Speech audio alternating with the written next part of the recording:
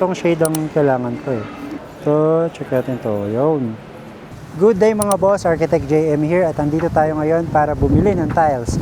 Pero bago yan, paano nga ba tayo namimili ng tiles? Basically, meron tayong 4 na texture ng tiles. Yung matte, yung glossy, yung rough, tsaka yung satin. Para mas madali nyo matandaan, 2 areas lang pinagagamitan ng tiles. Yung dry areas at yung wet areas. So gagamit tayo ng mga tiles na hindi madulas, syempre sa wet areas. So ang gagamitin natin is yung rough tiles tsaka yung matte tiles. Paano natin malalaman kung gaano naka-rough yung isang surface? Ngayon, ipapakita ko sa inyo yung R rating na tinatawag natin, R11 rating. So ito yung pinakamataas na degree ng anti-slip niya. Ito naman yung R10, indoor and outdoor use. Ito naman yung R9, dry areas only, such as bedroom, living room. Mas mataas yung R rating, mas magaspang yung area.